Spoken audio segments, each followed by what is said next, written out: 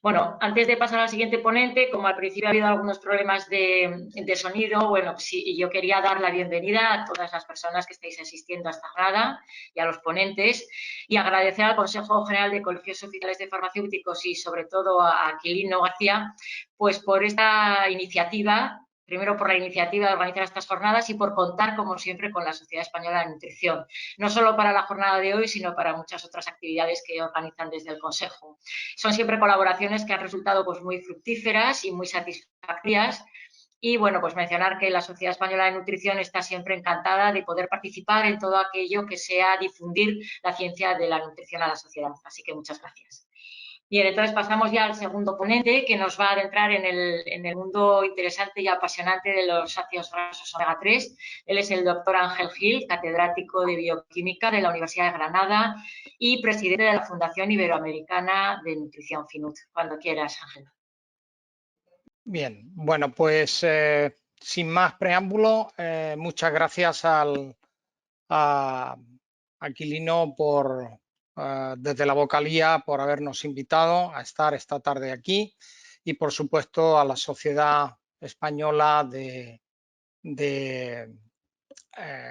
Nutrición de la cual formamos parte. Aquí verán que mi grupo de investigación está especialmente implicado en el ciber de obesidad y nutrición y particularmente en el área infantil y formamos parte del Instituto Biosanitario de Granada y del Centro de Investigación Biomédica de la universidad y participamos asimismo en la red de nutrición infantil Summit, también promovida por el Instituto de Salud Carlos III. Vamos a ver si podemos. Bien, como saben, las funciones de los lípidos de la dieta son muy diversas. En primer lugar, son fuente de energía almacenable. Como saben, los lípidos se almacenan en el organismo humano fundamentalmente en el tejido adiposo, pero además son también fuente de ácidos grasos esenciales. La dieta proporciona ácido linoleico y ácido alfa-linolénico que se incorpora a las membranas celulares, pero también sus derivados poliinsaturados de los que ahora hablaremos. Pero además hay lípidos dentro de la dieta que van a formar parte finalmente también de las estructuras membranosas de las células como colesterol, fosfolípidos, esfingolípidos, glicolípidos y en particular los lípidos de la dieta sirven también para vehiculizar vitaminas liposolubles, vitamina C, D, K y contribuyen a la palatabilidad de los alimentos de una forma notable y también a la saciedad y a la plenitud cuando ingerimos los alimentos. En realidad, la grasa dietética fundamentalmente está compuesta por compuestos saponificables y dentro de ello la mayor parte son triglicéridos o triacilgliceroles, como se denominan actualmente de forma científica. Y digamos hay pequeñas cantidades también de fosfolípidos, en torno al 1 o 2% del total de la dieta. Como saben, los triglicéridos están formados por glicerol, un alcohol trihidroxilado y está esterificado con ácido graso, que pueden ser saturados, monoinsaturados o poliinsaturados, dependiendo de que no tengan ningún doble enlace, tengan un doble enlace en el caso de los monoinsaturados o varios enlaces en el caso de los poliinsaturados. Al margen de los compuestos saponificables, hay cantidades variables de compuestos lipídicos también, pero insaponificables, fundamentalmente esteroles. En el caso de los productos animales hay una proporción importante de colesterol. En el caso de los productos de origen vegetal, pues hay fitoesteroles, pero también hay otra serie de compuestos que están presentes muy especialmente en los vegetales, como son compuestos fenólicos, se conocen más de 50.000 en la actualidad, y por supuesto la grasa, como antes comenté, pues vehiculiza vitaminas también de tipo liposoluble, como son los tocoferoles, la vitamina E, la vitamina D y también otros componentes bioactivos. Yendo directamente a los ácidos grasos, estoy seguro que todos recuerdan que nosotros tenemos diversos ácidos grasos. Aquí tienen un ácido graso de 18 carbonos. Esta es una cadena alifática, una cadena hidrocarbonada que tiene un grupo carboxilo en su extremo terminal. Hay compuestos como el ácido oleico, aquí lo pueden ver, en el que hay un doble enlace en la posición 9. Omega, en realidad, es una nomenclatura que empieza a contar desde el grupo metilo. De manera que 18,1 omega 9 significaría 18 carbonos, un doble enlace, y en la posición 9 contada a partir del número 1, que es el metilo. Los ácidos grasos esenciales, son, como antes comenté, son el linoleico, que tiene 2 dobles enlaces, y el primer doble enlace lo tiene en el carbono 6, por tanto es de la serie omega 6, y el ácido alfa-linolénico, que es un ácido graso también de 18 carbonos, pero con enlaces dobles alternantes, pero el primer doble enlace comienza concretamente en el número de carbono 3, por consiguiente de la serie omega 3. A partir de estos ácidos grasos, especialmente del linoleico y del linolénico, que como antes hemos dicho, obligatoriamente lo tenemos nosotros que integrar a nuestras estructuras procedentes de la dieta, porque no tenemos en los equipamientos enzimáticos para incorporar estos dobles enlaces, por consiguiente los tenemos que tomar, digamos, con los alimentos. Pues bien, pero a partir de esto sí que nosotros somos capaces de sintetizar ácidos grasos de cadena más larga y también con más dobles enlaces. En concreto, aquí pueden ver que a partir del ácido linoleico y del linolénico, por desaturaciones y elongaciones progresivas, aquí ven la delta 6 desaturasa, convierte el 18,2 en 18,3 de la serie 6, siempre se conserva la familia, el 18,3 pasaría a 18,4 y hay una elongasa que añade 2 carbonos, en este caso tendríamos el 23 o el 24 de la serie 3, una nueva desaturación daría lugar al ácido araquidónico, un componente fundamental de todas las membranas biológicas, y también en el caso de la serie 3 tendríamos ácido eicosapentaenoico. Así sucesivamente tenemos la opción de llegar a ácidos grasos mucho más poliinsaturados, como es el caso del ácido docosahexaenoico, que tiene 22 carbonos y 6 dobles enlaces y que se forma por un proceso de retroconversión en el retículo endoplásmico. En cualquier caso, es importante decir que estas enzimas tienen una actividad relativamente pequeña, tanto la delta 6 como la delta 5 desaturasa, y se inhiben por exceso de sustrato, es decir, si nosotros tomamos en nuestra dieta alimentos que tienen contenido muy alto en linoleico, como puede ser el aceite de maíz, el aceite de girasol o el aceite de soja, se va a producir una inhibición de estas enzimas, con lo cual se produce menos araquidónico, menos ácido eicosapentaenoico, menos ácido docosahexaenoico, que como saben se abrevia como DHA, el EPA se abrevia como EPA, el eicosapentaenoico como EPA, el docosahexaenoico como DHA. Bueno, estos componentes, especialmente el docosahexaenoico, al igual que el araquidónico, son componentes muy importantes en las membranas y especialmente el ácido docosahexaenoico en las estructuras nerviosas. En algunas estructuras especializadas, como puedan ser las neuronas retinianas, los bastones y los conos retinianos, llega a suponer el 60% de los ácidos grasos. De ahí la importancia biológica que tiene. Ni que decir tiene que también se inhiben por exceso de productos de la reacción final, es decir, si yo tomo, por ejemplo, una cantidad muy elevada de aceite de pescado que es rica en EPA y en DHA, se producirá también una inhibición de la formación de estos compuestos. De manera que la formación de araquidónico y docosahexaenoico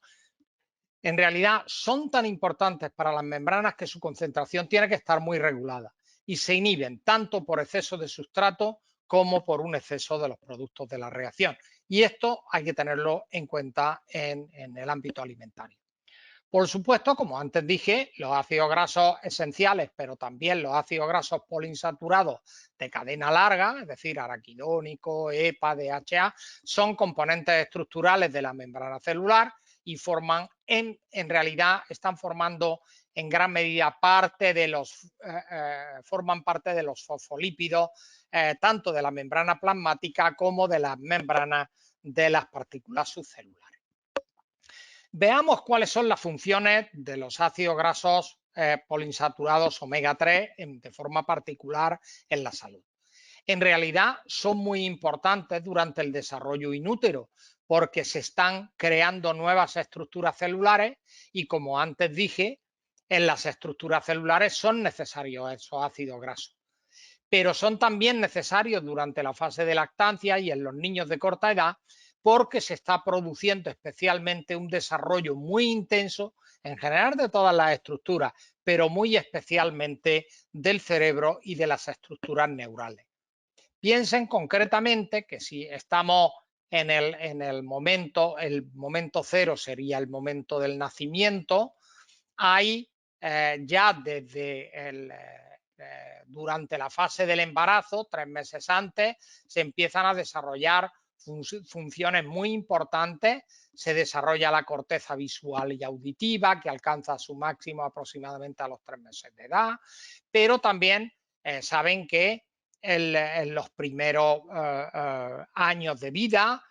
pero especialmente, digamos, en el primer año, se está desarrollando también determinadas áreas del cerebro, como es la parte de la circunvolución angular, el área de Broca. Estos están muy implicados en el desarrollo posterior del lenguaje. Y, por supuesto, hasta los 12 años se está produciendo una parte importante que es la mielinización concretamente de todas las neuronas, pero también se está produciendo lo que se conoce como sinaptogénesis, es decir, la interacción de las distintas neuronas y de otros tipos celulares que tenemos en nuestro cerebro. Por consiguiente, el suministro apropiado de compuestos de la serie omega 3, pensando en que especialmente el DHA es muy importante, pues es fundamental. De manera que hoy sabemos que el DHA es necesario para la visión, para la audición, para el desarrollo del lenguaje y para el desarrollo de funciones cognitivas celulares. Piensen que en los primeros meses, concretamente desde 0 a 1 año, el cerebro multiplica el tamaño cerebral, aumenta por 2 en tan solo 6 meses. Y de 1 a 3 vuelve a aumentar el 50% de su tamaño. Y luego ya a partir de 3 años y hasta los 12 años aproximadamente se produce un aumento que también es importante. ¿Cómo capta el feto el DHA? Fundamentalmente lo capta del DHA circulante. En una publicación que hizo nuestro grupo y que lideró la doctora Larqué hace ya algunos años, fuimos capaces de determinar que los niños, los fetos, tienen una expresión de unos transportadores específicos que se llaman FATP y que son capaces de captar de forma selectiva el DHA materno por la placenta. La placenta tiene también una cierta capacidad de convertir linoleico y alfa-linolénico, que le llega también de la madre, de la circulación materna, son capaces de convertirlo en araquidónico y docosahexanoico. Pero la cantidad que convierten es muy pequeña en relación a la captación activa del DHA circulante. Es decir, en definitiva, los ácidos grasos, también los esenciales, pero los poliinsaturados, incluido araquidónico, pero muy especialmente DHA, se captan de forma muy selectiva, de forma activa por la placenta. ¿Y qué ocurre luego cuando son lactantes? Pues cuando son lactantes, la leche materna se ha estudiado en numerosísimos países. Aquí pueden ver concretamente la distribución del contenido de araquidónico y de DHA. En araquidónico en la parte superior, DHA en la parte inferior. Aquí pueden ver que en realidad la mediana aproximadamente de DHA es de 0,32 del total de los ácidos grasos. Es decir, esto es una porción importante para un ácido graso minoritario. El caso del araquidónico está del orden de 0,47%. Esto ha hecho que durante los últimos 20 años se hayan ido desarrollando también fórmulas lácteas enriquecidas con araquidónico y DHA en cantidades similares a las de la leche materna. De hecho, en 2011, la FAO, en este documento, Fats and Fatty Acids in Human Nutrition, por primera vez daba las recomendaciones de ingesta de DHA para los niños. Este documento fue traducido por la FINUT y se lo pueden descargar si quieren de forma totalmente gratuita y está ya traducido al español. Aquí pueden ver concretamente que en cuanto a los ácidos grasos esenciales, como el ácido linoleico, se habla de que la leche materna tiene entre el 3 y el 4,5% de la energía y se recomienda, esa es la ingesta que se recomienda, pero fíjense que se establecen también valores máximos. ¿Por qué? Porque como antes les dije, si tomamos demasiado linoleico, se va a inhibir la formación de araquidónico y de otros compuestos, digamos, de cadena más larga. En el caso del alfa-linolénico, en esta publicación, por primera vez se recomendaba que los niños deberían de tomar del 0,4 al 0,6% de la energía de 6 a 24 meses y ya más de entre 0 y 6 meses del 0,2 al 0,3% de la energía como alfa-linolénico. Pero fíjense que siempre se pone también un valor máximo menor del 3%, es decir, no debemos de superar el 3% porque en esas condiciones se puede producir, digamos, inhibición de la formación de derivados más largos. Pero como antes le decía, por primera vez se establecen recomendaciones de DHA del 0,1 al 0,18% de la energía de la dieta y que pensando en que no hay ningún valor dentro de la leche que supere el 0,75% de la energía, pues es una forma de dar, pero dar de manera razonada esta cantidad que está en torno a 10-12 miligramos por kilo. Con posterioridad a este documento, luego la EFSA, a la Autoridad Europea y otros organismos, también se han hecho documentos de consenso en otros países, también ha dado recomendaciones el Instituto de Medicina de los Estados Unidos, etcétera. Pero todos ellos están en torno a estos valores del 0,1 al 0,2% de la energía y en torno a 10-12 miligramos por kilo. En todo caso, también se habla de que el nivel no debe de superar el 1% de energía de la dieta porque para evitar concretamente la inhibición de las enzimas desaturasas. De hecho, en metaanálisis recientes, revisiones sistemáticas, se concluye que el suministro continuo de DHA y de araquidónico en la vida temprana es importante para un adecuado crecimiento y desarrollo de los niños y que cuando los niños toman fórmulas adaptadas, porque no puedan tomar leche materna por alguna causa, el DHA deben de ser obligatoriamente incluidos en la dieta. Hay muchos estudios al respecto, pero simplemente decirles que hay numerosas pruebas tanto en niños a término como en niños pretérmino que han analizado los efectos de la suplementación de N3 sobre el desarrollo psicomotor, el desarrollo visual, etcétera. Aquí tienen uno de ellos del año 2018 de Chulkin, que analizaba 13 estudios en pretérmino y 7 en niños, niños a término 18, en niños pretérmino 7 y también suplementación en madres 13 y que incluían pues un número muy elevado de participantes. Y de forma global se ve que mejora el desarrollo psicomotor y el desarrollo visual. Sin embargo, no sabemos hasta qué punto,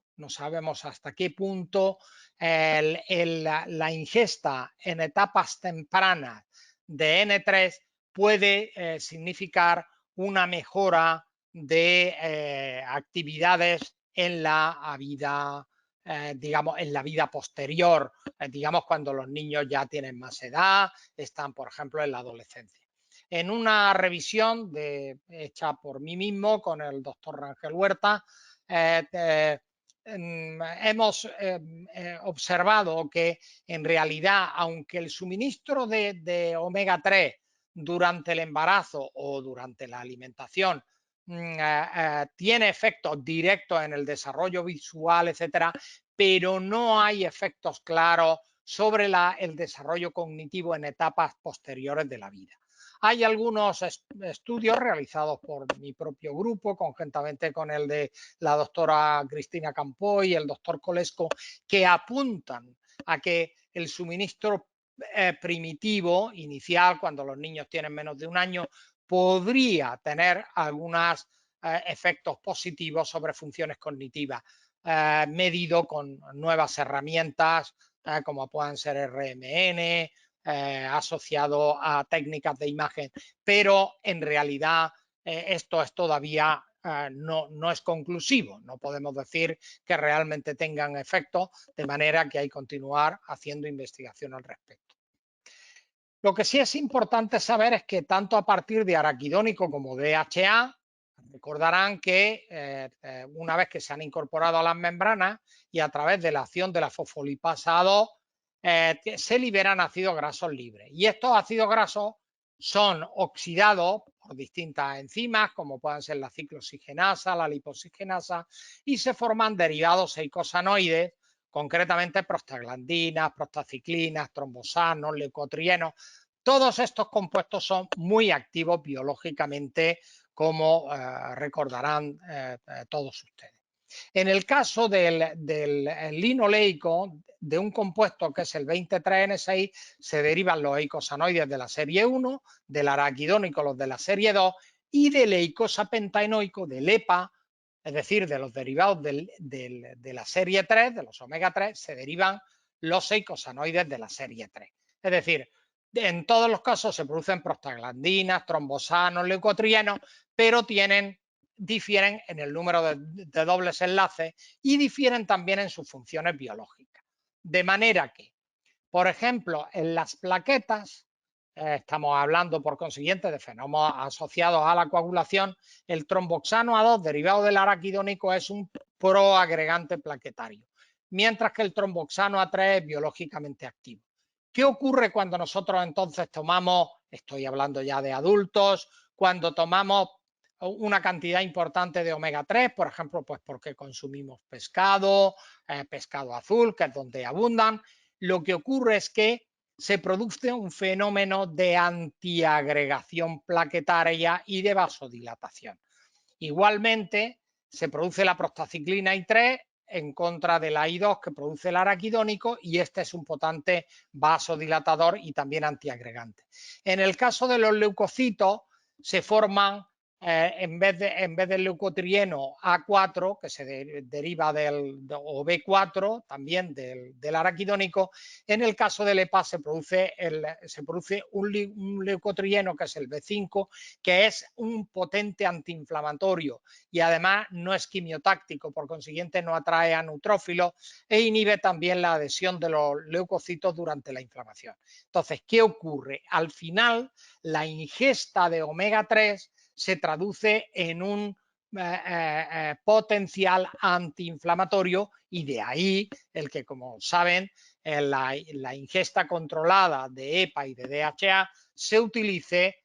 para limitar algunos procesos inflamatorios, como puedan ser artritis, enfermedad inflamatoria intestinal y algunas enfermedades autoinmunes. De hecho, aquí tienen un ejemplo de lo que ocurre concretamente con la iniciación y progresión de la lesión ateromatosa en la aterosclerosis, en las enfermedades cardiovasculares. En realidad, aquí las LDL se oxidan, como saben, y son captadas por los macrófagos, se forman células espumosas, se forma una gran cantidad de radicales libres que siguen oxidando muchas sustancias, y en este contexto se produce un fenómeno inflamatorio donde se producen numerosas citoquinas. Pues bien, una dieta rica en N3 contribuye concretamente a bajar determinados factores de riesgo asociados a la inflamación. Hoy sabemos que un consumo de ácido graso omega 3 del orden de aproximadamente 1 gramo al día, hace disminuir los triglicéridos plasmáticos, se inhibe el crecimiento de la placa de ateroma, previene la trombosis, hay un aumento de la dilatación arterial,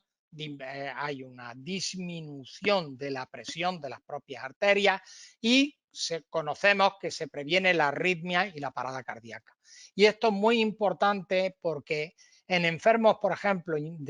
con infarto agudo de miocardio que han tenido ya un proceso, cuando se toman omega 3 en cantidades que están alrededor de los 2 gramos día,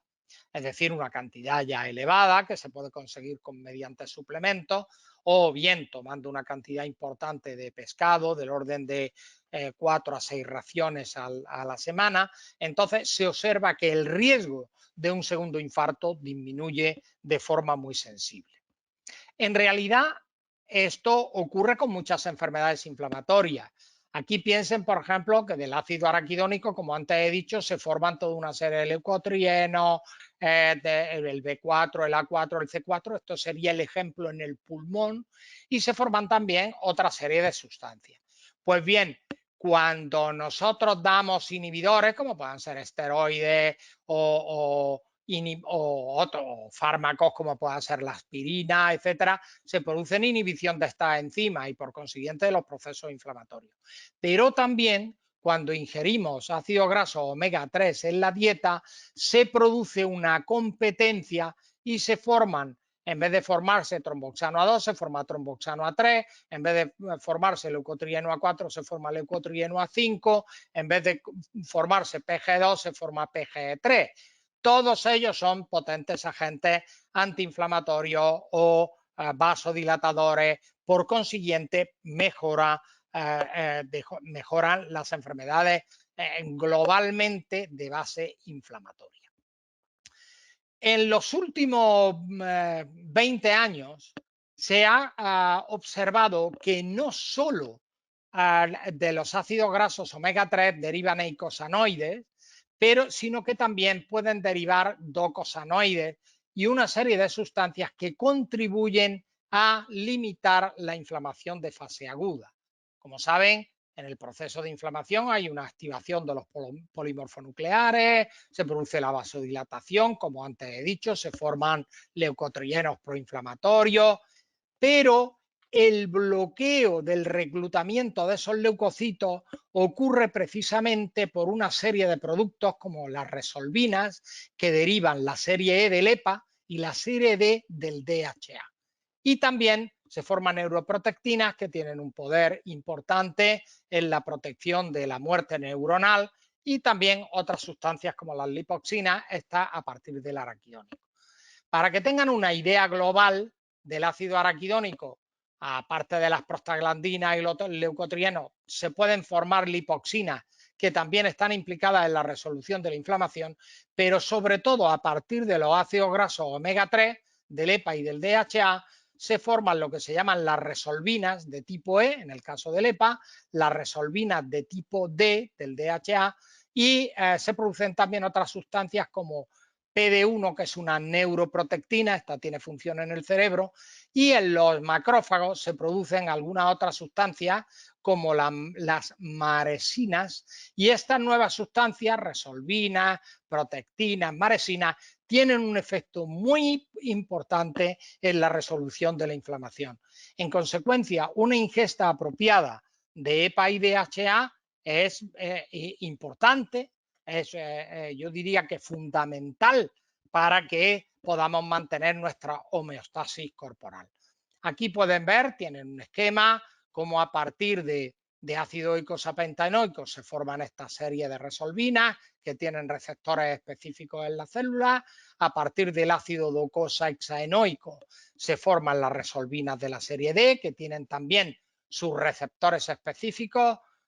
Y también, como antes he dicho, bueno, pues las protectinas, especialmente en el cerebro, tienen una acción importante, de hecho, de neuroprotección. Este es un resumen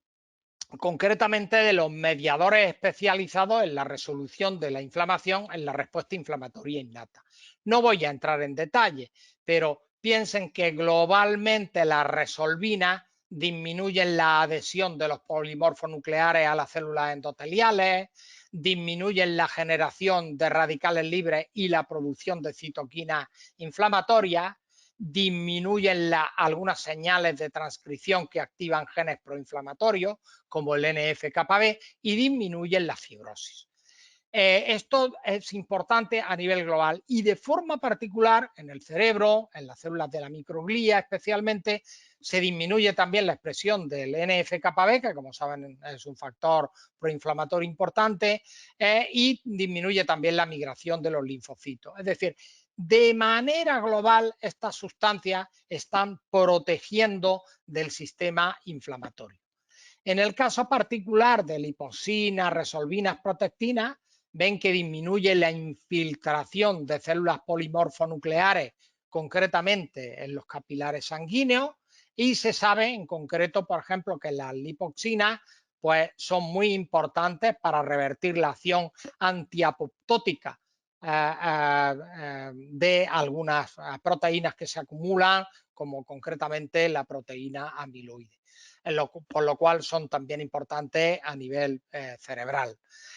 Por supuesto que en el caso de los macrófagos aumentan la captación de polimorfonucleares apoptóticos, con lo cual, digamos, hacen de un efecto basurero importante, limitando los fenómenos de inflamación. En el caso de las lipoxinas, concretamente se inhibe la migración de células dendríticas y de células presentadoras de antígenos y se inhibe la producción de algunas citoquinas proinflamatorias como la interleuquina B12. Y se inhibe también la migración de los leucocitos polimorfonucleares a los sitios de daño celular. Todo esto acompañado de algunos otros cambios en la producción de citoquinas por células proinflamatorias como las células T helper, TH1, de manera que disminuye la producción de interleuquina 1, de factor de necrosis tumoral alfa, de interferón gamma, y todo esto resulta en un fenómeno importante de limitación de la inflamación. Aquí tienen otro ejemplo, en este caso concretamente de la lipoxina A4 derivada del araquidónico, que tiene también efectos similares a los que he comentado anteriormente y además una disminución de la angiogénesis y de la proliferación. Muchas veces cuando se habla solo del DHA, de la importancia del DHA, pero en realidad lo que tenemos que tener es un equilibrio de ingesta entre células. Tenemos que tener un equilibrio entre la ingesta de ácidos grasos de la serie 3 y de la serie 6 para que estos fenómenos puedan tener lugar de forma, digamos, coordinada. En el caso especial de la resolvina, antes les he dicho que se disminuye la activación del NF-κB, aumenta la fagocitosis no inflamatoria de los macrófagos, disminuye la producción de citoquinas proinflamatorias. Y esto es muy importante a nivel de los terminales nerviosos, de los cuerpos neuronales en el cerebro y también de terminales presinápticos y de neuronas postsinápticas, de manera que se produce la modulación de la expresión de toda una serie de genes, pero todo esto está de forma concertada de manera que disminuyen los fenómenos proinflamatorios. En el caso de las resolvinas, como antes dije, que derivan del EPA, pues hay un antagonismo directo con los efectos del leucotrieno B4 del araquidónico, que es un potente agente proinflamatorio, de manera que la resolvina E1 tiene un efecto anti-LTB4, es decir, disminuye la activación del NF-κB, disminuye la infiltración linfocitaria, etcétera, aparte de que disminuye como antes he dicho, la producción de interleuquina 12. Más allá de eso, nosotros hoy sabemos que algunos ácidos grasos, tanto de la serie omega 6 como de la serie omega 3, en el caso concretamente de las neuronas, son capaces de activar la producción de una sustancia, de una proteína que se llama sintasina 3, y esto promueve el crecimiento de las neuronas. Durante mucho tiempo, como saben, se ha pensado que las neuronas teníamos un número siempre limitado, pero no es así. Hay algunos cuerpos neuronales que pueden desarrollarse y reproducirse. Y en este sentido, el suministro de ácidos grasos esenciales y poliinsaturados es fundamental. Más allá de ello, se sabe que el DHA inhibe la apoptosis de neuronas, de manera que la inhibición de la apoptosis es relativamente importante, es decir, en el fondo protegen de la muerte celular. Aquí tienen un esquema en el que ven que la neuroprotectina, que es uno de los derivados del DHA, pueden ver aquí cómo concretamente inhibe factores proapoptóticos relacionados con la muerte de las mitocondrias dentro de las propias neuronas. Es decir, la interacción de la neuroprotectina con estos factores lo que hace es que impide la liberación de citocromo C, que es un fenómeno que ocurre durante la apoptosis, es decir, durante la muerte celular programada, de manera que hay una protección neuronal importante. Y ya para ir finalizando, simplemente decirle, he hecho mención que los ácidos grasos poliinsaturados no solo tienen efectos metabólicos, sino que realmente tienen efectos mediadores de la expresión génica, de manera que intervienen en la homeostasis de glucosa y de lípidos,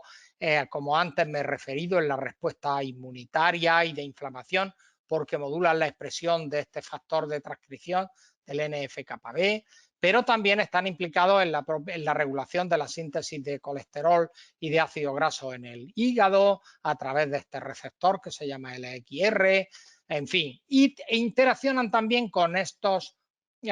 factores que se llaman PPAR, los factores de los receptores activados por proliferadores de peroxisomas, y la interacción de estos ácidos grasos con los PPAR da lugar a la modulación de numerosos efectos metabólicos. Aquí tienen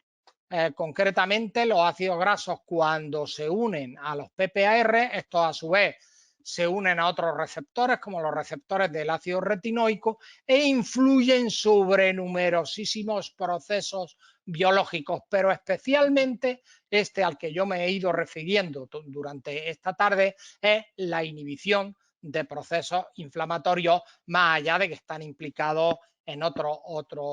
muchos mecanismos. En conclusión, la suplementación de DHA a la dieta de los lactantes en concentraciones similares a los de los niños alimentados al pecho mejora tanto la agudeza visual como varios parámetros asociados al desarrollo cognitivo y especialmente durante la lactancia y los primeros 4 o 5 años de vida, aunque no sabemos todavía si pueden tener efectos biológicos más a posteriori. Es decir, que las evidencias de los efectos a largo plazo son todavía escasas y se necesitan de nuevos estudios con herramientas, digamos, más modernas, como a las que antes me he referido. Lo que sí está claro es que los efectos del DHA sobre el desarrollo cognitivo dependen de las concentraciones relativas respecto al araquidónico y las concentraciones tanto de DHA como de araquidónico parecen óptimas, son las que precisamente tienen la leche materna. Desde un punto de vista de salud pública, por consiguiente, parece conveniente incluir tanto DHA como ARA en las fórmulas infantiles. Aquí hay una controversia importante porque EFSA, en el último informe que hizo, solo recomendaba la adición de DHA, lo cual ha levantado una polémica enorme porque hay evidencia de que se debe de suministrar también araquidónico. En lo que se refiere ya a los adultos, los efectos beneficiosos de los ácidos grasos omega 3 en la prevención de enfermedades cardiovasculares y de otras enfermedades crónicas está muy bien establecida y se explica en gran parte por los mediadores antiinflamatorios derivados de estos ácidos grasos, tanto eicosanoides como docosanoides, pero también por los efectos sobre la expresión génica. Y los efectos del DHA en el crecimiento y la inhibición de la apoptosis neuronal, así como el descubrimiento de docosanoides como la resolvina y las neuroprotectinas, pueden contribuir a explicar los efectos que hoy conocemos del DHA en el desarrollo cognitivo y también en la prevención de enfermedades neurodegenerativas. Con esto he terminado. Muchas gracias a todos por su atención.